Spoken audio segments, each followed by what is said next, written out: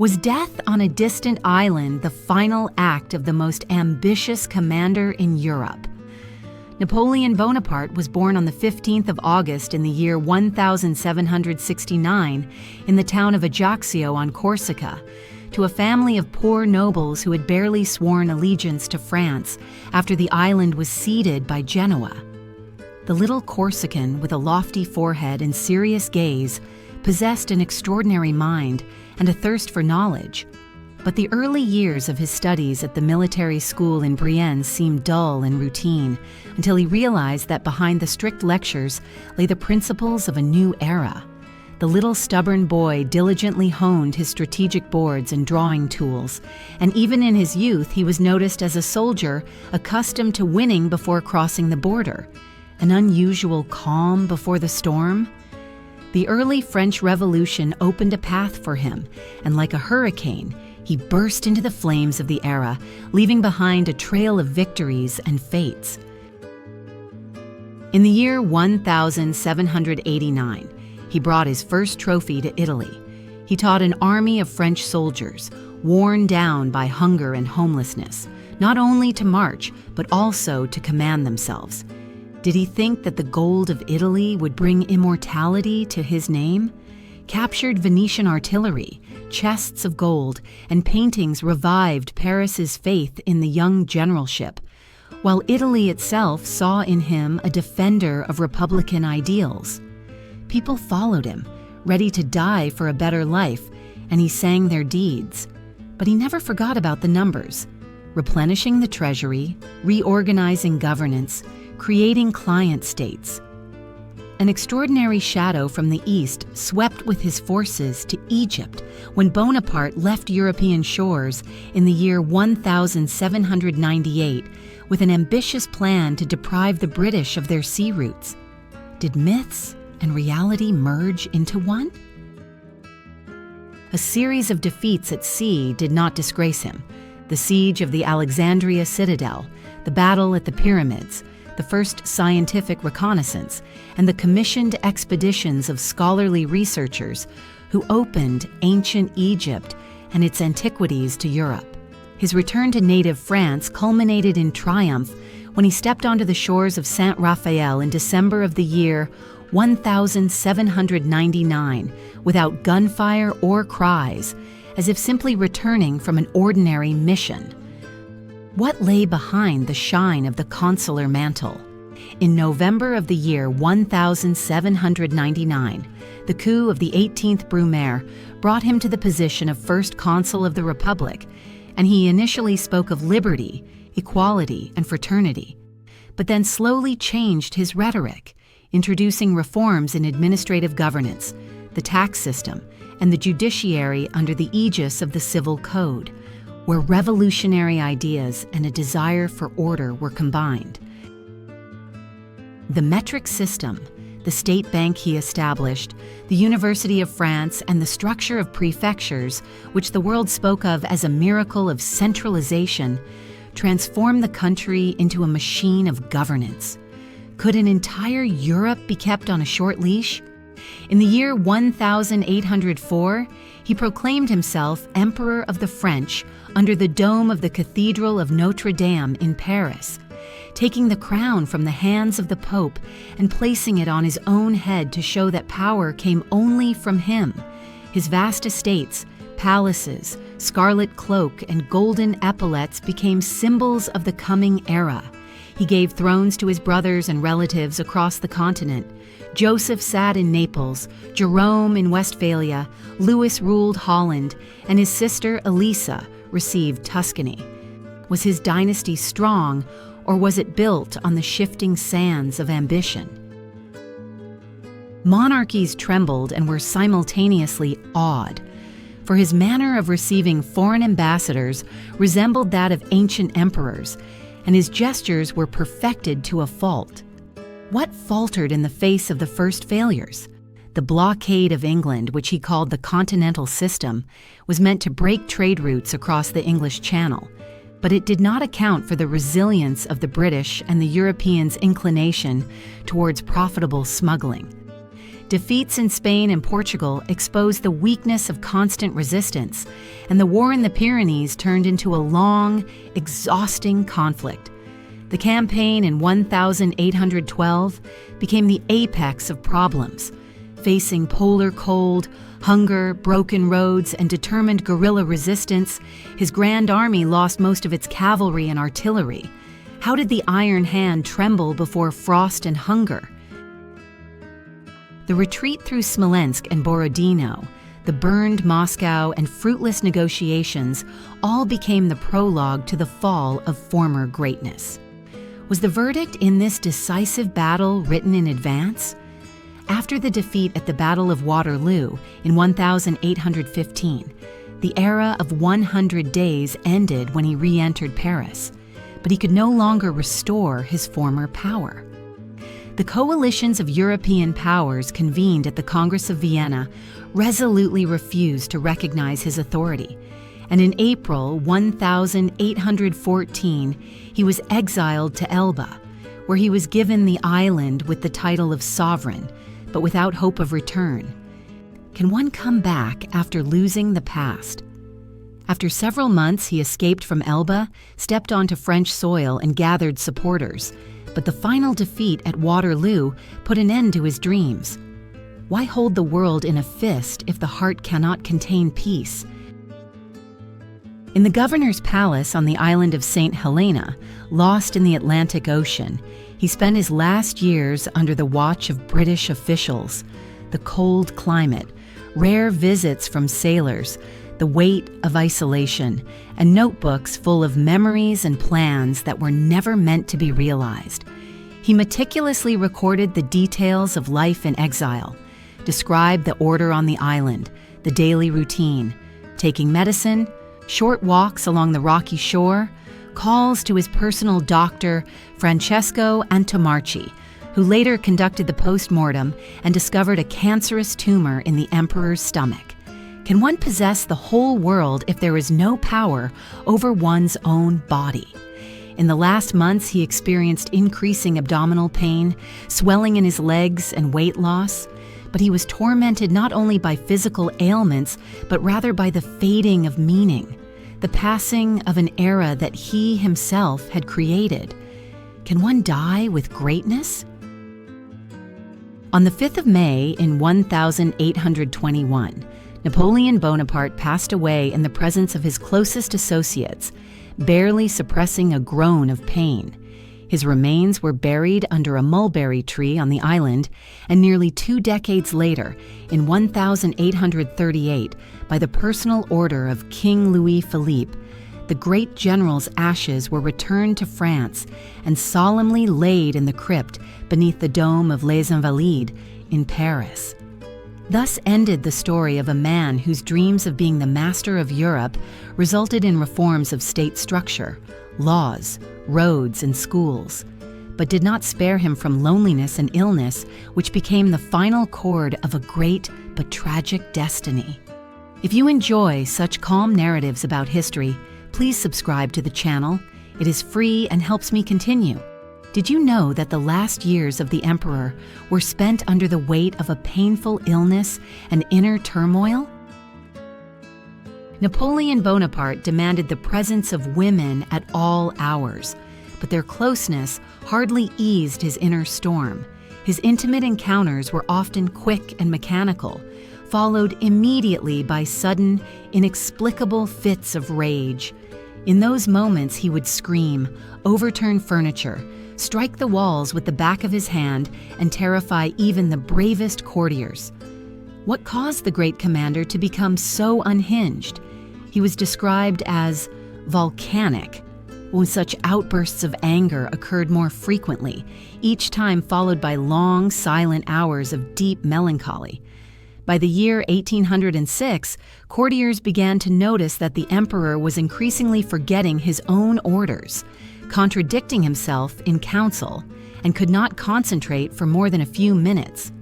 That same year, he suffered a severe inflammation of the eyes that lasted more than a week and caused acute sensitivity to light.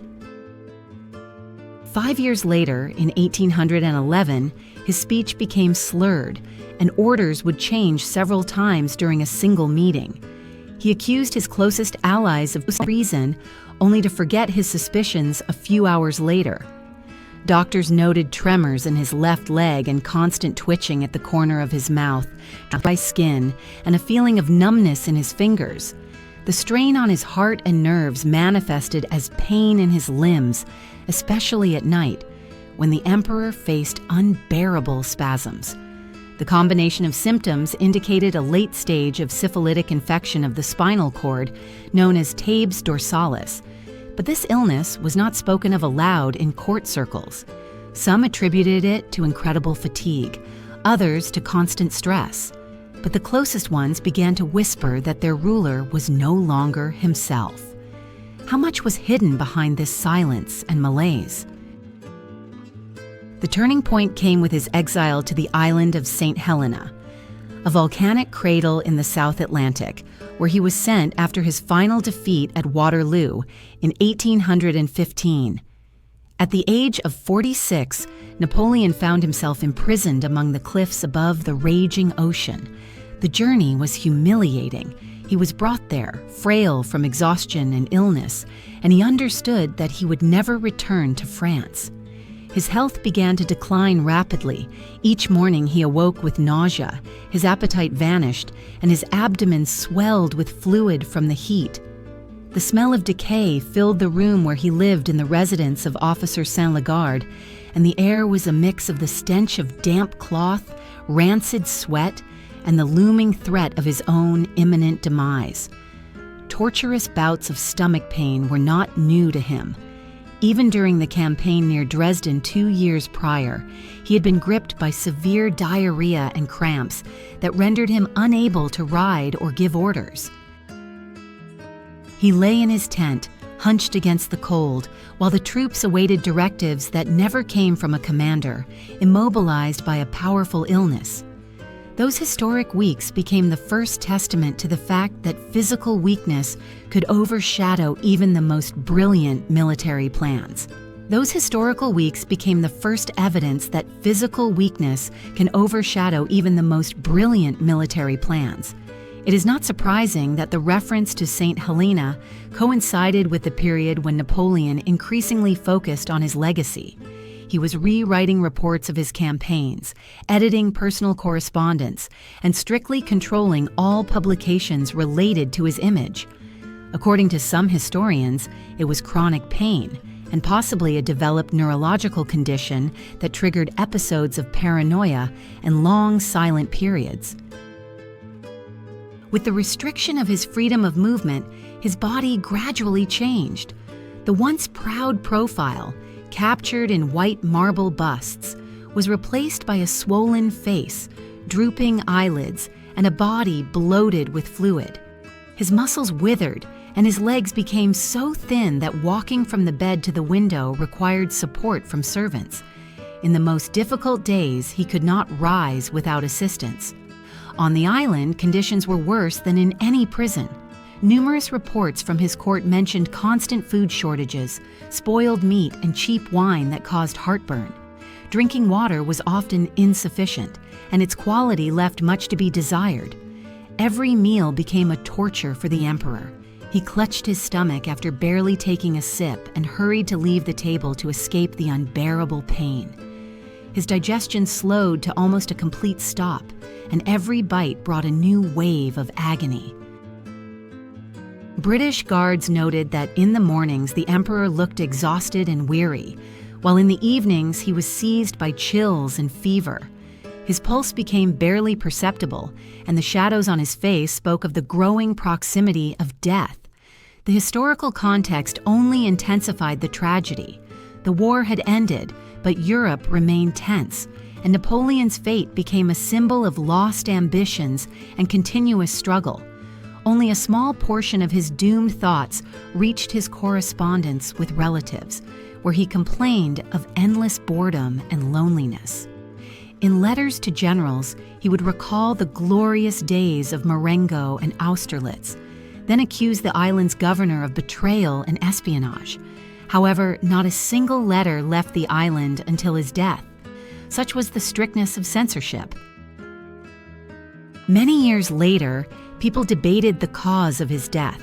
Some insisted that a late syphilitic infection played a real role, while others spoke of stomach cancer, a disease that manifested itself long before his exile, but no convincing evidence remained.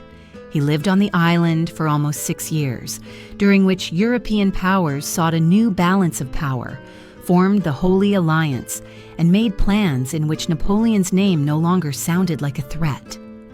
The last months of his life were marked by constant fainting spells, unbearable pain, and helpless despair. Even the island's climatic conditions, with hot winds and frequent downpours, offered no relief. When he died in 1821, the remnants of his body lay where he had spent his final exile, as if reminding of the end of a great era. His departure marked the conclusion of an entire era of change in Europe, where rulers understood that diseases, stronger than armies, could break even the greatest warrior. How can one imagine a man who has lost everything yet retained the strength of spirit? No one expected that the once glorious commander would find himself bedridden amid wild vegetation in the middle of the ocean. But that is how the last years of Napoleon's life unfolded on St. Helena. After the famous defeat at Waterloo and the surrender at Waterloo, he was exiled in October 1811 to a remote volcanic island in the South Atlantic, guarded by a British squadron. The island's governor, Colonel Herman Lowe, enforced an extremely strict regime to deprive the former emperor of any opportunity to influence his allies or escape from captivity. The island, with its hot, humid climate and conditions unsuitable for Europeans, seemed a place where a defenseless old man could not withstand the weather and diseases. Could even an emperor fall under the onslaught of winds and dampness? Much was added to these circumstances by a tumultuous legend. The tent at Longwood, where Napoleon lived, became almost uninhabitable. The wooden floors rotted from the dampness, moldy walls oozed moisture, and a weakly stirred wind whistled through the cracks in the room. Despite this, the surroundings remained dignified for a man who once gave Europe hope for creation and order. Two close medical doctors, the Swiss François Antomarchi, the emperor's personal physician, and the Irish doctor Barry O'Meara, who found himself on the island against orders, tried to combat the ailments based on the limited knowledge of early 19th century medicine. They prescribed him hydrotherapy baths, delicate strengthening infusions, opium drops, and doses of calomel, a mercury laxative now recognized as toxic. Neighbors at Longwood walked in single file, afraid to approach the main building for fear of being infected by the smoke of burning paper used to ignite the rotting wallpaper. The sick man felt unbearable nausea, exhausting bouts of vomiting, was consumed by fever, and soon signs of ascites appeared. His abdominal cavity filled with fluid, and his belly swelled like a blown-up ball.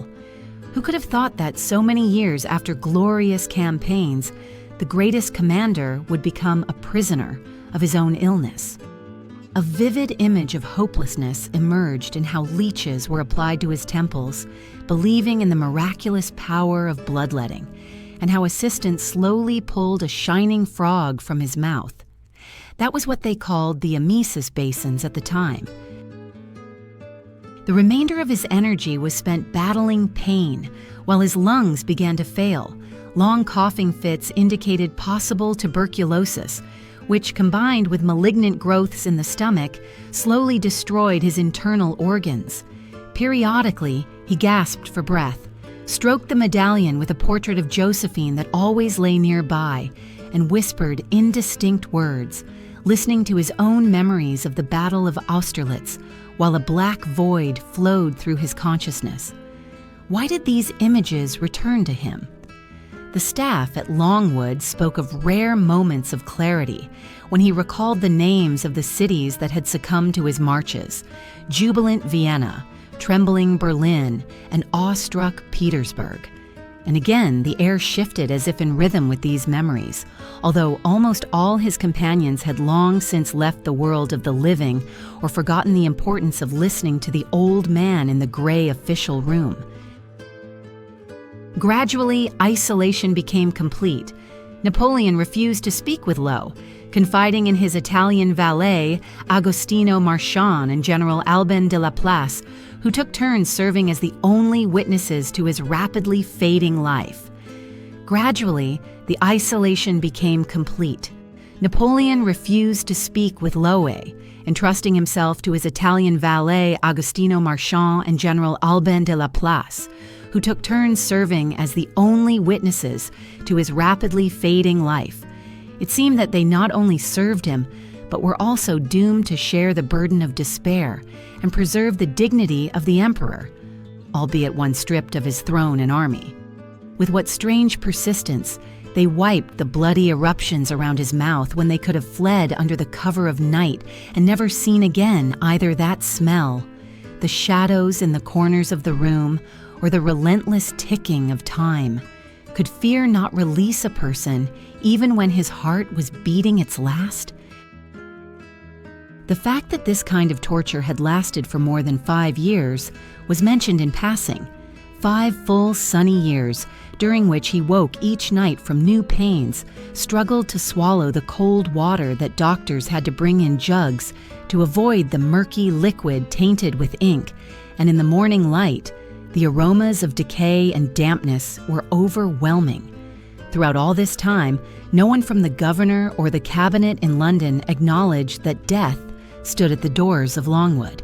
The order was to maintain the appearance of a struggle for health, to prevent France from having even the slightest hope of the return of the Corsican.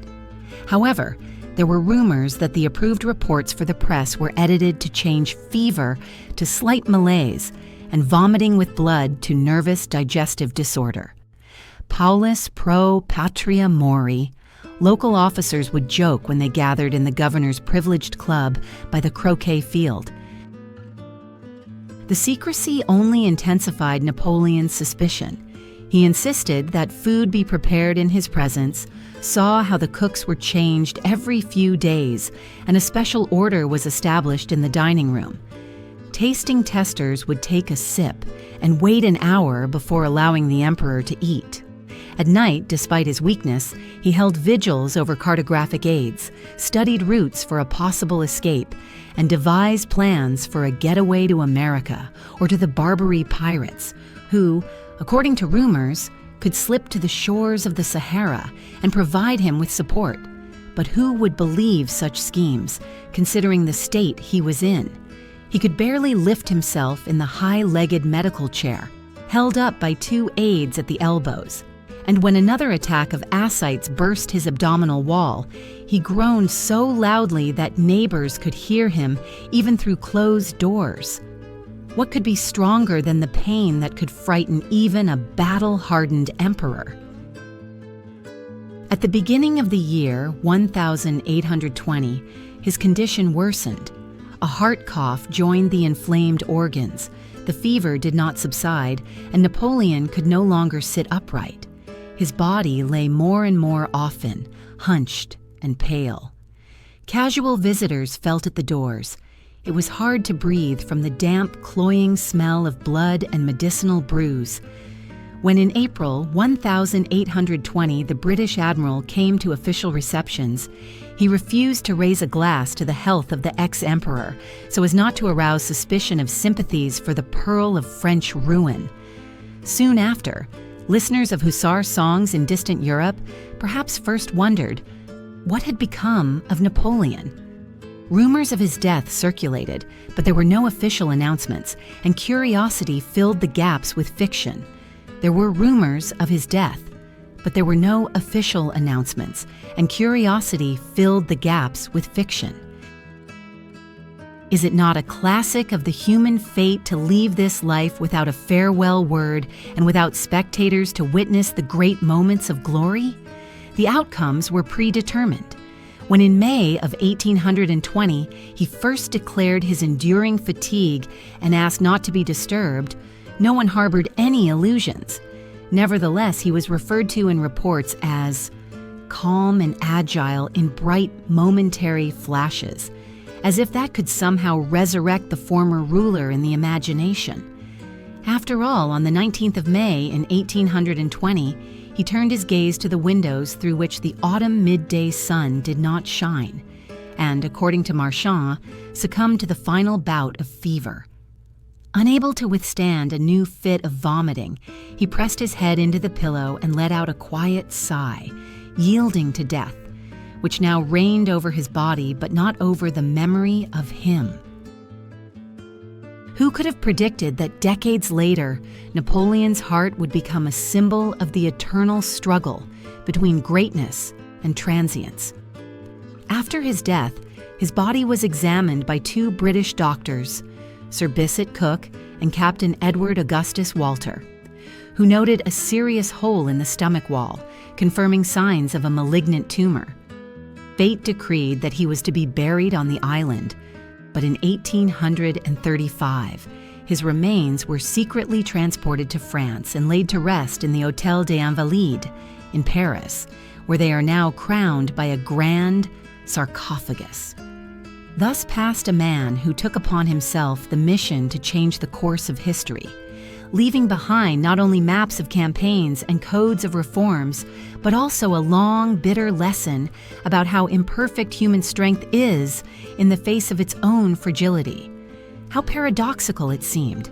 The man who bore the crown of emperor was meticulously allowing the final rites on his deathbed. Calmly, almost weightlessly, he nodded, confirming that he wished to return to his father's house in the bosom of the Catholic Church. Since mid-April of 1820, when fate sent him to a remote island in the South Atlantic, Napoleon Bonaparte lived in a state close to confinement, yet he maintained his proud dignity. St. Helena, to which he was brought by British forces after his defeat at Waterloo, was dotted with steep cliffs, wild paths, and changeable weather, as if reflecting the inner turmoil of the fallen emperor. At Longwood, a residence turned into a modest refuge. He kept diaries, dictated memoirs, and received a small circle of loyal companions: Generals Bertrand and MacDonald, servant Joseph Marciani, son of the Marquis de Montholon, and Swiss doctor François Antomarchi. The wind from the Atlantic brought cold and salt through the windows, but the main pressure came from within. Sharp pain in his abdomen intensified, swelling took root, and weakness stretched his days and nights. Who could have imagined that the one who raised trophy banners over conquered capitals would ultimately struggle not against armies, but with a wound that swelled daily within himself? Unexpected? The illness, later identified as stomach cancer, consumed tissues day by day, and the doctors noticed how Napoleon's body lost its former firmness and color. He stopped getting out of bed, was confined to a narrow cot surrounded by vessels with medicinal infusions, bottles of opium, and notes with prescriptions. When at dawn on the 4th of May, in the year 1821, his servant Martin called for a priest, the emperor could hardly speak, only moving his dry lips to utter words of prayer. After a brief hesitation, as he doubted whether to allow the rite, Antomarchi and Vignoli, the last two witnesses of his former power, helped him dress in a simple linen shirt, and he received communion. Could the deception continue even in death? He remained silent but nodded, and that became his last conscious gesture. On the evening of the 5th of May, at the age of 51, Napoleon took his last breath. An unyielding calmness remained in the features of his face, but his abdomen, swollen with fluid, reminded one of the painful end of a glorious fate. The body was covered with a sheet and moved to the table where the autopsy was to take place. The English governor of the island, Colonel Hudson Lowe, strictly guarded the perimeter, wishing for neither noise nor unwanted gazes. The rickety shutters of Longwood were shut, and simple canvas curtains were nailed along the doorways. The autopsy was conducted by 3 doctors, the Swiss Antomarchi, the Spaniard Angeli, and the Englishman Archibald Martin. Is the foul stench that struck the nose during the autopsy considered a disgrace? The emperor's stomach was covered with ulcers, black decay eating away at his insides down to the peritoneal wall, and the doctors, rising in nausea, dropped their instruments into buckets of wine to protect them from rust and odor. Formally, the cause of death was declared a tumor, but rumors of arsenic poisoning spread through Cumberland House faster than arteries. The British dismissed them with disdain, pointing to long-standing illnesses and ulcers, while French officers shared speculations about secret revenge or fate. In the courtyard of the estate, a simple earthen grave was marked. In the valley of blooming geraniums, under the shade of an old willow, lay an unmarked grave. For 5 days, the body was not buried. It languished in a hot room, wrapped in canvas and laid on stone blocks to draw away moisture.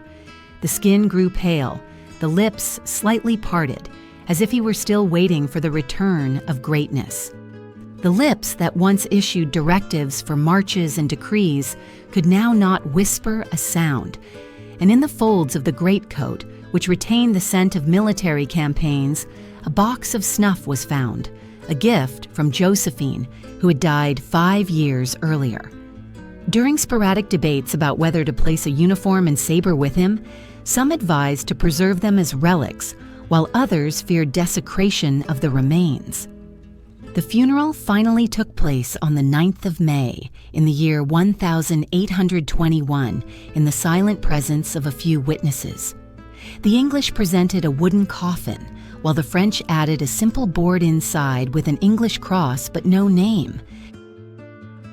Governor Lowe insisted on a blank tombstone, claiming that an engraved line would only fuel legends.